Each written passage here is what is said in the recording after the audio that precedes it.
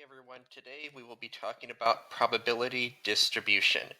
And I know that sounds like it's a confusing topic, and there are going to be some words in here that are new, but I'm confident that if you just slow down, watch the video, and ask questions, you're going to be in great shape. So if we roll two dice, or two die, we have a couple options that could happen. So if we roll a 2 and a 3, the sum is 5. So that's how you would read this table here. If you roll a 5 and a 4, our sum is 9. So this chart here just tells us how many, or what the sums of two die could be. And then over here, this is a theoretical probability. Remember, theoretical probability is what we would expect to happen. So here's a theoretical probability of each sum. The probability of rolling a 6 is 0.14. Probability of rolling a 7 is 0.17. You'll notice that this is the largest one out of all the sums that we could get. So we're going to review a little bit the measures essential tendency and dispersion. So what I'm going to have you do is I want you to pause the video and I want you to find the mean of these numbers. So you're going to add up all of these numbers. There's going to be 36 of them, and you're going to find the average. So this is when you're going to want to use the graphing calculator or a calculator that you can type this data into to figure out the mean, median, mode, range, and standard deviation. So go ahead and get out a calculator to figure this out and pause the video. After you've gotten your answer, unpause the video and we'll talk about it. Okay, so for the mean, median, and mode, I got 7 for all three of them. For the range, I subtracted 12 minus 2, and I got 10. And the standard deviation, I got 2.41. So down here, you can kind of see this as a distribution or a graph where there aren't a lot of ways that we could have two die to roll and add up to 2 or to 12. And as the numbers get closer to our median right here, there's more possibilities that we could get, or more possibilities we could have for a two die to add up to our median. You'll notice that there were 6 ways to roll a 7, and then 5 ways to have this die add up to 6, and 5 ways for the die to add up to 8, and so on. It's the same amount on each side of our mean. We would call this symmetric because we could kind of fold it right along here and it would lie on top of each other. And it's called a normal distribution. It's a probability distribution modeled by a bell-shaped curve, normal curve, that is symmetric.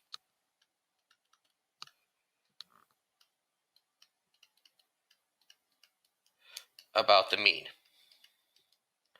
So this is an example of a bell-shaped curve. It goes up and then it comes back down, or a normal curve. So these are some of the vocabulary words that we're going to be using today. Let's flip to the next page. And we're going to use the area under the curve. So a normal distribution with mean x, remember this is our average, and a standard deviation of here, sigma, lowercase sigma, has these properties. The total area under the curve is 100%. So if we look at up here, the curve I drew in blue, all the possibilities will lie under the curve. About 68% of the area lies within one standard deviation of the mean. About 95% of the area lies within 2 standard deviations of the mean, and 99.7% of the area lies within 3 standard deviations of the mean. So this will be pretty confusing until we start to do some examples that talk about this. So down here is a visual representation of what the information above here means. So if we zoom in on this, here's our mean. And if we subtract 1 standard deviation from the mean and add 1 standard deviation to the mean, 68% of our data will be within this range of the mean or average minus a standard deviation and plus the mean plus a standard deviation. Then we have here the mean minus 2 standard deviations, and this the mean plus 2 standard deviations. So that would be 95% of our data will fall in this range. And then we could do the same thing for minus 3 standard deviations and plus 3 standard deviations. And over here just breaks it down a little bit more. So let's say I just wanted the information about the mean and the mean plus 1 standard deviation. Like, let's say if I just was concerned about this data, well, that's going to be 34% of the data. Or what if I was concerned about the mean minus 1 standard deviation and the mean plus 2 standard deviations? I'm concerned about this data here, and then I would just add up these numbers. So we're going to be using this chart frequently, and it's going to be on all the pages in our notes, so that way we don't have to keep flipping back and forth. Let's look at some examples. So it says a normal distribution has a mean x, so that's our mean, and a standard deviation of little sigma. For a randomly selected x value from the distribution, find the probability that our value is going to be less than or equal to the average plus 3 standard deviations. So I'm going to write this out in words, what this means, because I can understand why this might be confusing. So we want a number or a value that is less than or equal to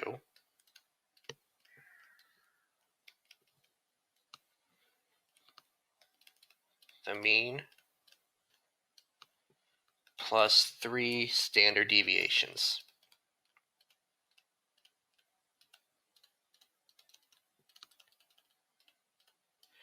So we want to find, we're going to find this part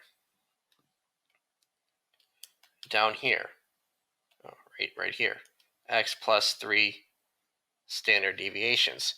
And we want everything less than that. So we want all this information down here.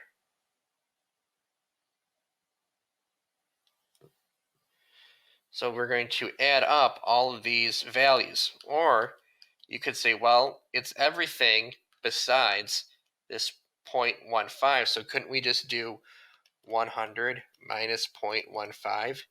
And that gives us 99.85%. Now, if you would have added up all the things I underlined in purple, we would get the same answer.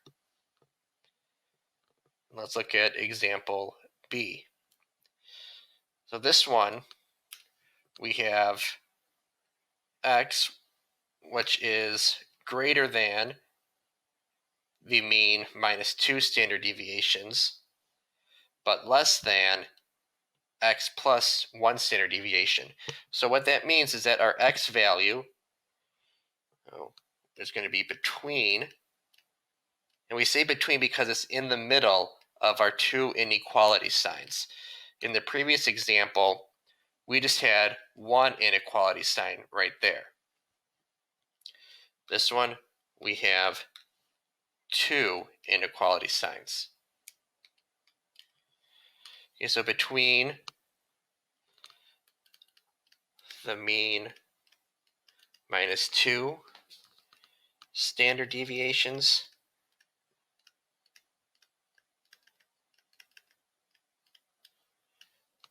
and the mean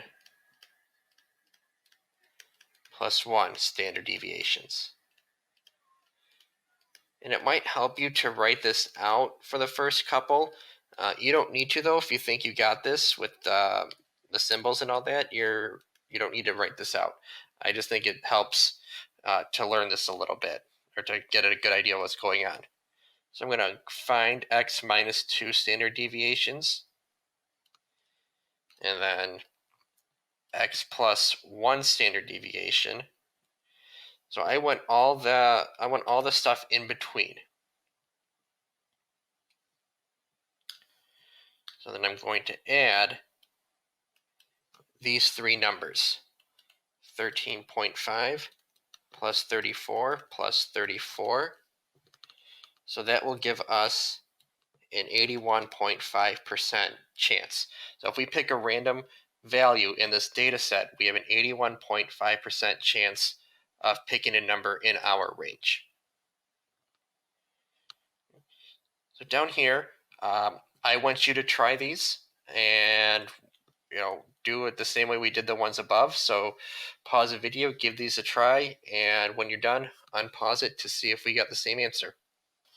Okay, so this is what I got when I went and tried these.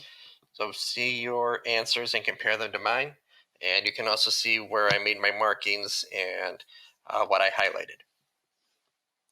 Now, to the next page.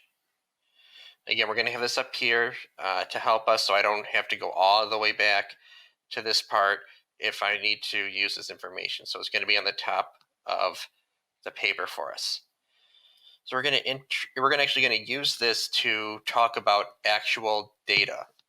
So the math scores on the 2004 SAT exam are normally distributed, which means we can use the information above. All the problems we're going to do are going to be like this.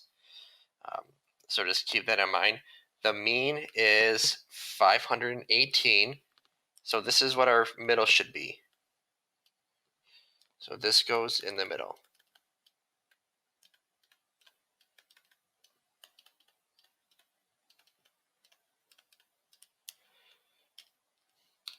Because you can see in our pictures above that the mean is in the middle.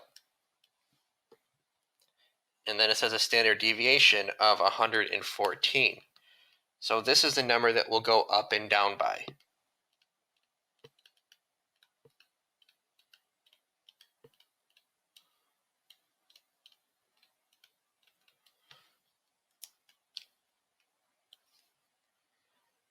Because up here it says, all right, your standard deviation, or your mean plus a standard deviation, your mean plus 2 standard deviations, your mean minus 1 standard deviation, and so on. So that's what we're going to go up by. It says about what percent of the test takers have scores between a 518 and a 746. So I'm going to first take my mean, which was 518, and write it in the middle. And then I'm going to take 518 and I'm going to add our standard deviation, which was 114. So 518 plus 114 is 632. I'm going to add another 114 to get 746. Add another 114 to get 860. And then I'm going to do the same thing going down. 518 minus 114 is going to be 404. 404 minus 114 is 290. And 290 minus 114 is 176. So again, I took my mean, which is right in the middle, and then I added standard deviations going up, and I subtracted standard deviations when going down. So the question is asking, what percent of test takers scored between 518 and 746? So here's 518 and 746. We want the area in between. So now I'm going to go up and I'm going to match that with this part and say, okay, this is what we're going to match with. And the values from that table are 34 and 13.5. It's going to be 34 plus 13.5, which equals 47.5%. Now, yes, for that problem, I didn't need to go and do all the subtraction stuff over here, but I'd figure since I had the calculator out, I'd get all these values so that the other problems are easier to set up. Letter B, it says about what percent of test takers scored less than a 404. Well, because I've already written down all the numbers here in the previous problem, I'm just going to recopy those down. That will make life a little bit easier for us.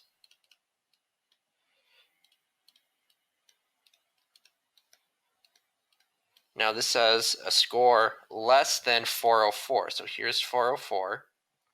And I want everything less than that. So anything smaller. Okay.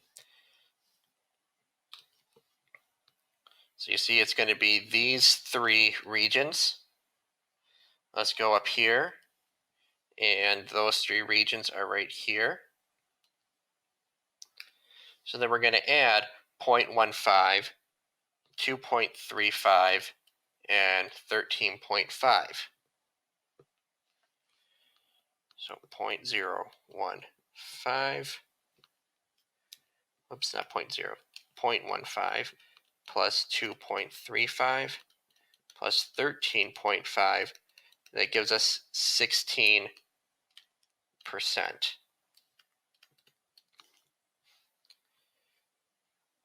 Okay, so let's look at letter C that I'm going to have you guys try.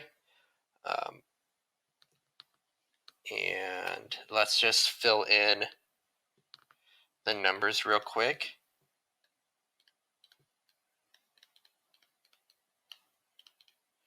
And I only want you to try this one. I don't want you to go on to letter D because we're going to skip that one.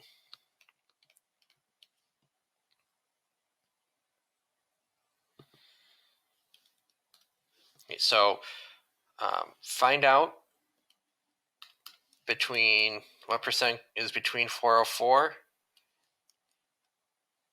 and 632. Okay, so go ahead, pause the video, and see what you get. Okay, so I got 68% because 34 plus 34 is 68. And I got the 34 from up here, these two values.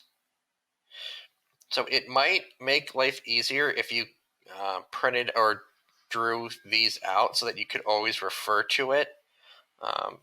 Or like have it on a whiteboard or something where you can just go back and underline and shade things and then erase it. Okay, the last one we're going to do is going to be example number 3. We're not going to do example number 4 just because I think you guys get the idea. I'm going to draw up here, label stuff up here. If you want to draw the curve, I gave you room down here instead. If you wanted to do that, it's just, you guys know that I'm not the best artist. So I'm just going to use the stuff from up here. So it says that the amount of sleep is normally distributed with a mean of 7 hours. So 7 is going to go for our mean, and a standard deviation of 1.7 hours. So that means I'm going to add 1.7 to my mean, and that's how much I'm going to go up by. So 7 plus 1.7 is 8.7. So 8.7, 8.7, and then add another 1.7, we get 10.4. add another 1.7, and we get 12.1. So 10.4, 12.1. So then we'll need to do 7 minus 1.7.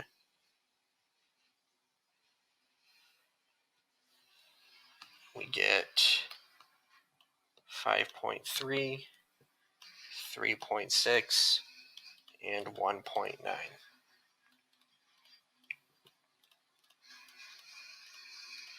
So now we can use this to help us solve the problem. The problem's down here. It says in letter A, about what percent of students sleep between 5.3 hours and 8.7 hours? So I'm going to find 5.3, 8.7, and the problem says in between, so I want this area in between. Well, that's going to be 34 plus 34,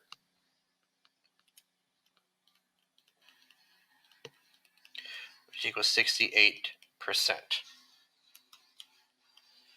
Now letter B is kind of asking us to think a little bit differently. It's saying, what is the interval in hours of sleep for 95% of college students? So they're saying, okay, 95%, what range do we have? So I'm going to look up here. So, okay, here's the 95 part. I'll use a different color. Here's the 95. Well, what values does that correspond with? 3.6 and 10.4. So the interval is going to be 3.6 to 10.4 hours, because those are the values that fell in that range of 95%. So I hope that this wasn't too bad for you to kind of grasp. We'll take this a little bit further in the next videos. So make sure you go back and review anything that you need help with, or reach out and ask questions, and make sure to smash the like button and subscribe.